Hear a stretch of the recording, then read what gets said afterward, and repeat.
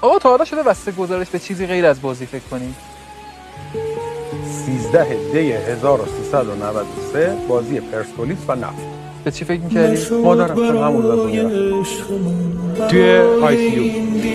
پسر بله بگو تلویزیون بیارم میخوام بازی تو ببینم داری میری گزارش کنی. من مامان نمیشه که آخه مریضای دیگه نمیتونی اینجا فوتبال ببینی. من میخوام فوتبال تو رو نگاه کنم. پس منو بردار. خدا نمیشه ها تلویزیون نمیشه. اما سعی میکنیم قول دادم که یه قولی گرفتم که آقای دکتر اگه اومد شاید تلویزیون آوردم شاید طور یه دقیقه بردن تو اتاق تو فوتبال دید. به دلش بود که اون فوتبال رو باید ببینه و اگه نبینه میمیره و ندیده مرد. قرار بود تلفن اشاره ای نکنن اما خب همطور که ملاحظه کردید دقایق قبل از بازی بود که